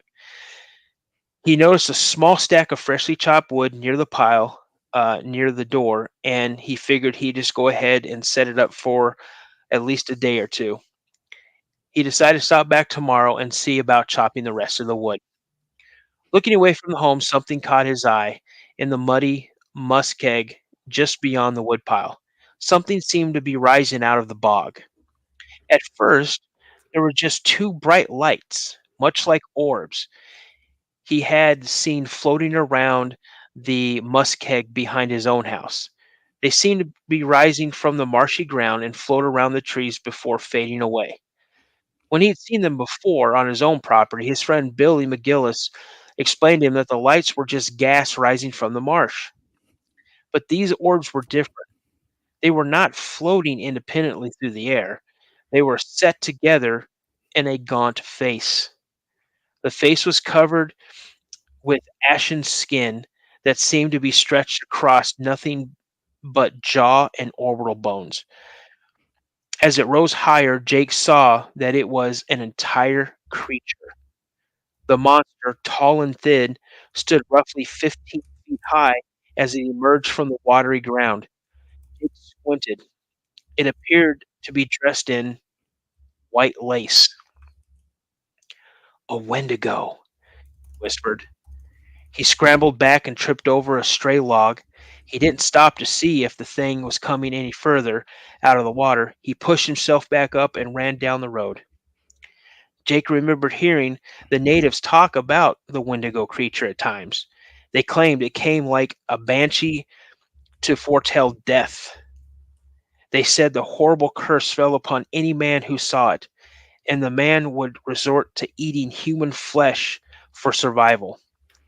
The natives in the Indian village even spoke about a shaman known as Jack Fiddler who was said to hunt the Wendigo. He lived up in the far northern parts of Ontario. Could such a creature really exist? By the time he was 100 yards away, Jake began to doubt if he had seen anything at all. Then he turned around and looked back. To his horror, the creature was still there, now retreating back into the bog.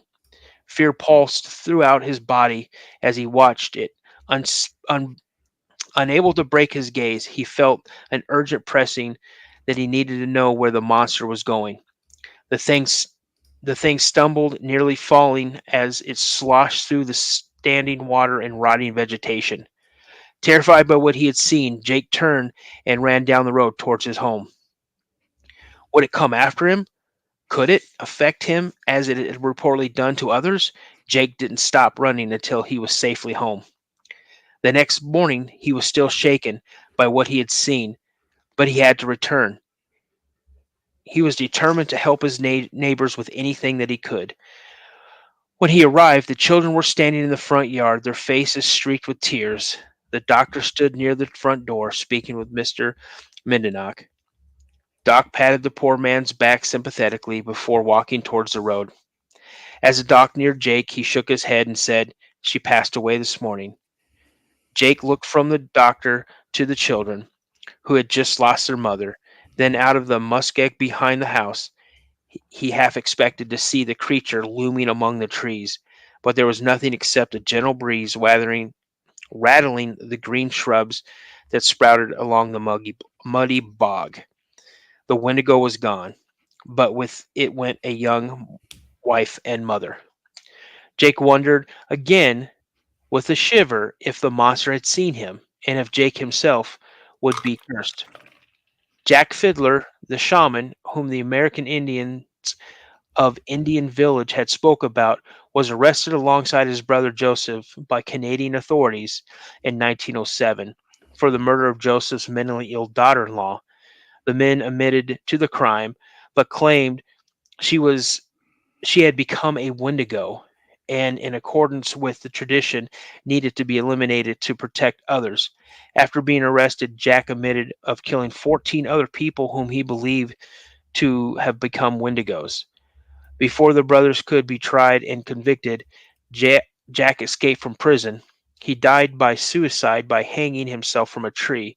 His brother Joseph was tried and convicted. He died in prison in 1909. Wow. There's so much to unpack in that story. You said that happened how close to where your house was at? 2.5 hours from me. 2.5 hours. That's a little too close for comfort, man. Wow. 2.5 hours. You know, we hear a lot, man. Like, we hear a lot. And you know, some of these things you walk away from, like, what do you do with that? But that's why I say a lot of the stuff, man, it's got to be more than flesh and blood, because it's just, there's too much there. You know, that's wild, man. It sounds like a cool book, man. Where'd you find that at again? I found this in a small bookstore in Traverse City, Michigan. Very cool. And the bookstore is called Horizon Books. Very cool. Very, very cool. And they've been open that is since awesome. 1961. That is awesome. Got a new listener, Jennifer Bush, first time that she's been here. So welcome aboard. Glad you're here. Hello. Yeah. So I have some other ones in here. I got like 4 Bigfoot ones. I have a Dogman encounter. Well, speaking of that real quick, though, Harley is about to lose it because he's got to tell us. Do you remember that print that he sent us and we pulled up last time? Yes.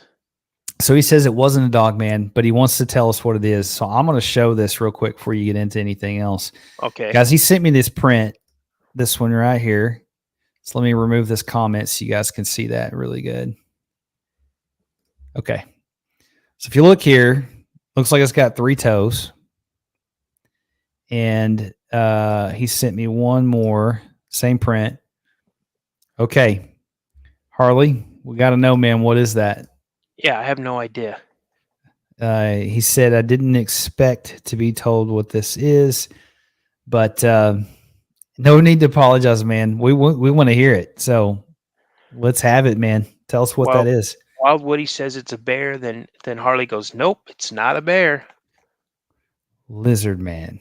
No, it's a ostrich. And yeah, I'd never that came out of left field, man. What? You got to tell us more. You got to tell us more, man. That's a pretty bold thing because I did not expect that, man. Well, I wait can't a wait minute. to hear it. Wait a minute. Harley, you say it's a lizard man? Yeah, that's what he's saying. Shut the front door. For real? That's what he's saying, man. Reptilian. What you talking about, Harley? And Detroit says a bear print would usually also have claw marks. That's a good point because it would. And that didn't have claw marks. Let's pull it up again. I'm telling you guys, he comes up, he sees a lot of stuff out there where he's at. He's definitely found a hot spot. He's been on my channel. He's got 2 encounters that are on my channel. He had 1 encounter with a Dogman on the property. Really interesting stuff. But that's pretty wild, man. Pretty wild, man. You need to be safe out there. You really do. Like I know I tell you that all the time, man, but you got to be safe. Bro, if that's really a lizard man for real, we need to go where you're at so I can shoot it. Yeah. Like for we real. need to go out there though. We need to get out there though. That would be a lot of fun. Go out there and I'm sure we could we'll come up with a lot of stuff. But yeah. Pretty wild stuff. So especially with my health now, it's changing things. Guys, listen, do me a favor. If you can do me a favor, not at all. If you pray for Harley, man. Pray that his health will get better. So he's a big part of this community. He's done a lot for this community, and he's out there in the same area that Scott Carpenter's at. So he's seen a lot of stuff. But well, he kind of picked up the torch for Scott Carpenter because he really did, man. Wasn't he friends with Scott Carpenter? There's a connection there, but I don't remember. I don't remember, but yeah, he's a great guy. Very, very, very good guy. Yeah.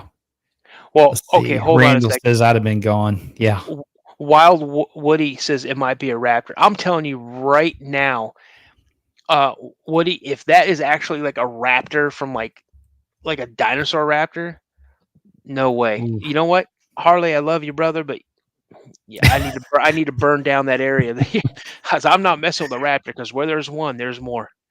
Oh, yeah. That's crazy, man. See a lot of stuff out in the woods, man. There's a lot of stuff out there. A lot of stuff. So yeah. Hey, Rod, right how on are with you the doing? prayers. Yeah, it's good to see everybody. And yeah, you're right, guys. That's why at the every show that I do at the end of the show, I always, this phrase, stay prayed up, because it's so important. Like, it's very important to do that. And, I'm prayer is just, it's what's kept me. So I'm always going to say it. Yeah. Let's see. I'm not burning it down. I'm letting it burn. Pork chops and applesauce is on. Hey, welcome. Pork chops and applesauce. I love that name. Only God knows unless you see it or catch it on camera. Yep. Well, true. It's a strange world, man. There's a lot of stuff out there that we don't understand. And speaking of strange stuff, I got to pull up this audio if I can find it. Played it last time. So there's this guy that supposedly has caught audio of a conversation with a Bigfoot creature on his property. But listen to this audio. It's not real long, but listen to this audio and let me know what you guys think. You,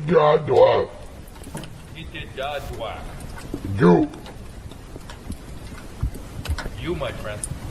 You.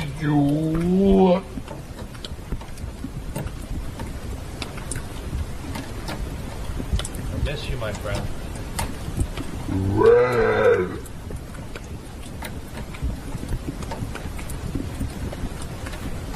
Now who? Who? Who?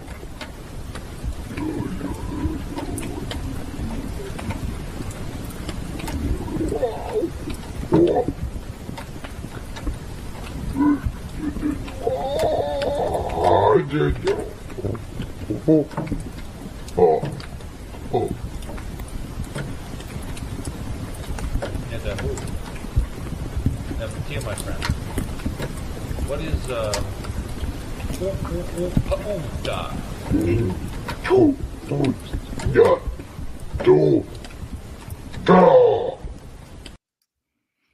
That's pretty wild, man. I'm gonna tell you right now, it kind of freaks me out, but gosh, I would love to hear that. Like, Oh yeah. legit, I would love, say, for me, you, and Harley to be hanging out, and all of a sudden we just start hearing that stuff. And no, Michelle, you're 100% right. You know, Yeah, you don't have to say you're sorry. no, don't say you're sorry, because we're not saying that's legit.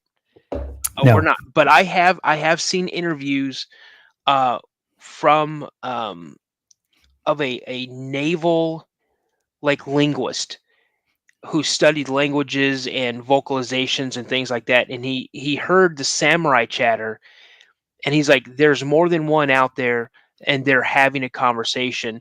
And from what he's saying about this one is that the way our vocal cords are developed are completely different on how their vocal cords are developed. And so they're able to hit deeper baritones than we are. They're able to hit higher, other types of vocalizations than we are. Again, I'm not saying, because I'm definitely not an expert, but there is a probability that this could actually be real. But again, everybody has the right to. Yeah. Okay, so Let's see. my buddy, That's a good comment. Sweet Lou. Okay, that's Sweet Lou right there. He is a musician.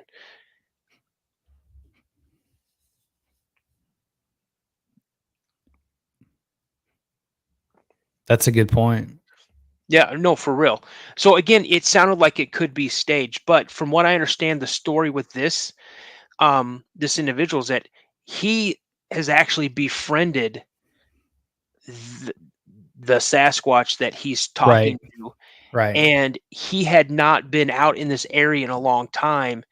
And when he came back out, this Sasquatch came up towards him, like just off or whatever. So the microphone was still pretty close for this vocalization to be picked up. Again, I don't know that to be true, but that's just from what I understand on this. No, that brings up a good point, because we really just try to get this information out, let you guys listen to it. You guys can figure out, what do you think about it, if it's real or not. It's entertaining, and, we're not ever going to say that's 100%, this or that, unless it's my experience or, Daniel's, because we know.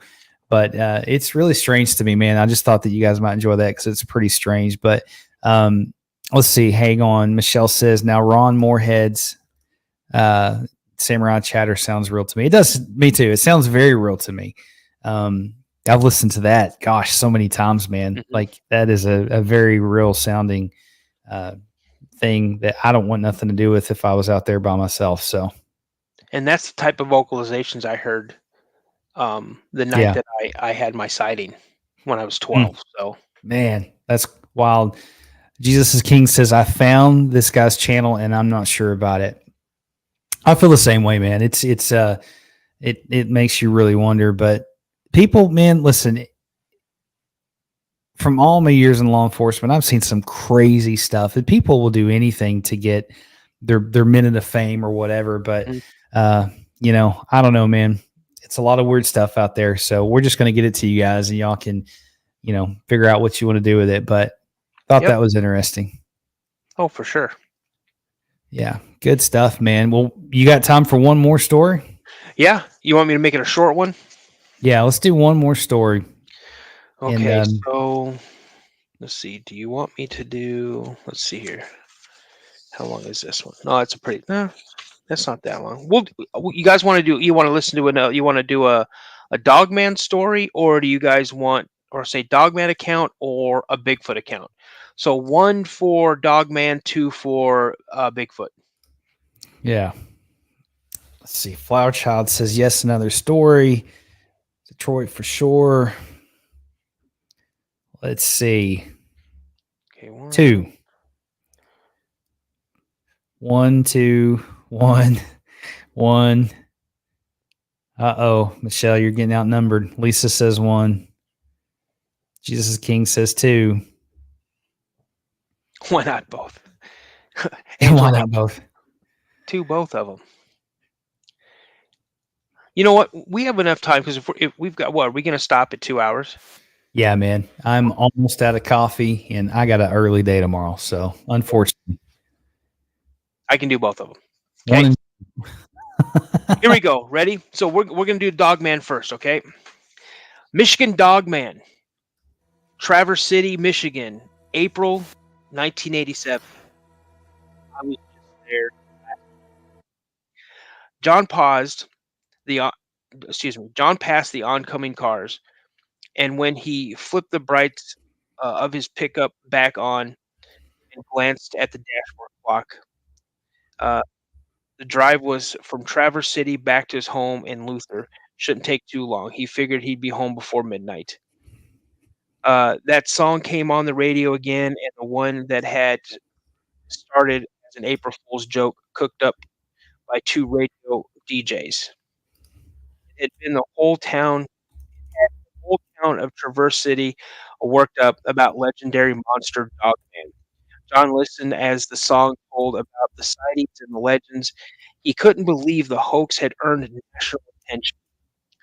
The song concluded with these haunting words: "Somewhere in the woods, darkness. So somewhere in the north woods, darkness, a creature walks upright. And the best advice you may ever get is never go out at night." John shivered. It was the first time he'd heard the song while driving down a Michigan County road at night. In this setting, it had a disturbing effect. John was about to change the radio station when the radio voice came back on. "Jack O'Malley got an interesting call that came in after he played that song this morning. Stay tuned during the quick commercial break, and we'll be back to play the clip. We'll play the clip when we get back." John sighed and decided to keep listening. He suffered through the string of commercials. He'd missed the morning show. Jack O'Malley was his favorite. But by the time the commercials were done, he'd almost forgotten what he was waiting for until he heard Jack O'Malley's voice. "Hello, caller. You're on with O'Malley. What did you want to tell us?" The wheezy voice of an elderly man answered. "That song chills me to the bones. I saw it many years ago. I saw the Dogman monster." O'Malley chuckled. "Thanks for the call, sir. For all you folks listening out there, remember, the legend says the Dogman appears every 7 years. Keep your eyes open." Jack laughed along with O'Malley, and this time he did change the channel. Luther, Michigan, July 1987. John went around to the back of his truck and filled his arms with the grocery bags, while his wife went ahead and opened the door.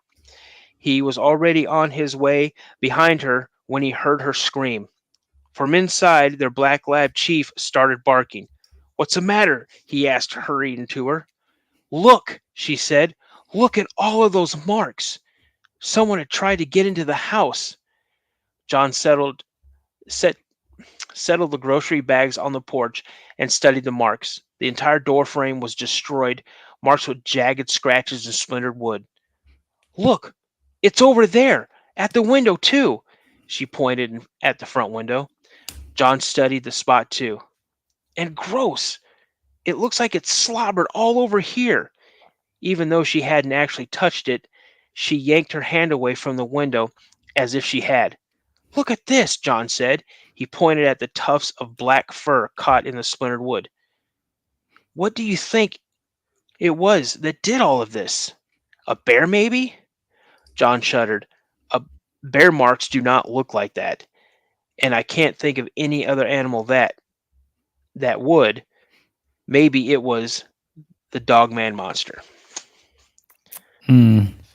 Wow. That was anticlimactic.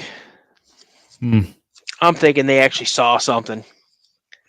Yeah, probably. I'm going to get a hold of the author of this book and tell them they need to do a reprint and take that dumb story out of there. It was entertaining, at least, you know. All right, you ready? So here we go for the Bigfoot story. Okay, Yeah. this place is about 2.5 hours from my house. Man. Bigfoot of Two Harbors, Minnesota, February 1972. It was President's Day weekend, and Carrie Peterson was excited about getting an extra day from school. A 3-day weekend in northern Minnesota in February meant more time on snowmobiles. With the sun shining brightly, it was a perfect winter day for being outside, cruising across the trails that bordered the small town of Two Harbors. Two Harbors is a beautiful town, by the way. I bet it is. With about 24 inches of snow and drifts that were higher in some places, thanks to the recent blizzard, there were lots of great places to take the snowmobile. The Peterson family owned 2 of them. Carrie bypassed the powerful Arctic Cat, his father's pride and joy, for the smaller Ski-Doo. It had more wear and tear, so that it was the one the kids usually rode. To make the most of his day off, Carrie decided to go back to a place where he found by accident a few weeks earlier. The area was several miles north of the town and was only accessible by riding on a secluded secret trail for quite some distance. Carrie drove the snowmobile up the trail and got off the sled. The combination of the snow and the flat, unused trail meant the snowmobiler could fly effortlessly over the powdered ground. No matter the terrain or trees or on either side, he had a straight, smooth ride. He headed north for about 6 miles until he reached the hidden fields. The land was flat terrain for as far as he could see. He stopped there to check his fuel, wanting to be sure that he still can make it back to town. A short while later, he decided that it was time to head home. Finding the trail again, Carrie began to make his way towards Two Harbors. After about 15 minutes, he entered an area of thick woods on both sides. But his open path ensured him safe passage between the heavy brush. It also gave him a perfect vantage point to see a large figure emerging from the woods. Carrie thought it was strange to see anyone out in the middle of nowhere, yet someone or something walked onto the trail, pushing aside the deep snow like it was nothing. The shape was one color from head to toe, brown like his chocolate Labrador retriever. Curiously, Carrie slowed his snowmobile to figure out who or what he was looking at. He wondered if perhaps it was a lost hiker or snowmobiler, but why would anyone be out here walking through the snow? As he got closer, Carrie saw the face was a lighter brown around its eyes, nose, and mouth. The figure was really tall, taller than anyone Carrie had ever seen. His part of the trail was too narrow. Carrie couldn't get around without stopping his snowmobile and dragging it around the face the other direction. He had no choice but to stay on course. Speeding closer and closer, he tried to think. He didn't know what the creature was or what it might be capable of doing. He flipped on his headlight of the snowmobile, hoping to scare it enough that it might think twice about approaching. Turning its head in Carrie's direction, the monster stopped and watched him for a moment.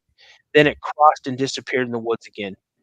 Shaking with fear, Carrie fled full throttle all the way back to town, never again to return to that remote area of the woods. To this day, he can't say for certain what exactly the creature was, but no matter how he tries to rationalize his encounter or explain it away, he keeps coming back to the one conclusion. He crossed paths with the Bigfoot. I definitely think so. Oh, yeah. For sure. That was a good one, man. That sounds like a really good book, man. That's good. Guys, now that you've had your bedtime stories all read to you from Mr. Daniel and settled in for the night, try not to think about the Dogman encounter that we listened to, and that's pretty creepy, dude. You do a good job about reading those stories, man. I get a little tongue tied every now and again. You do a good job with it, man. It's very entertaining, and I always like to hear all these encounters, man. And they're just everywhere. They're all over the place, man. That's the thing about them. Yep, they're all over the place. But guys, y'all are awesome. I appreciate you guys being here with me and Daniel. I hope you guys have enjoyed this tonight. Do us a favor, if you've enjoyed this at all, make sure to tell everybody you know, like and share.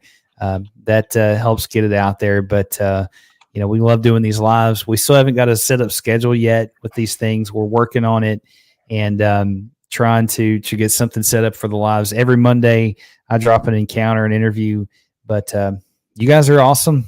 Y'all are great. Oh, did you see what my buddy Sweet Lou said, Detroit? No. Yeah. Hey, Lou, talk to me tomorrow at work, and we'll get your brother scheduled to come on.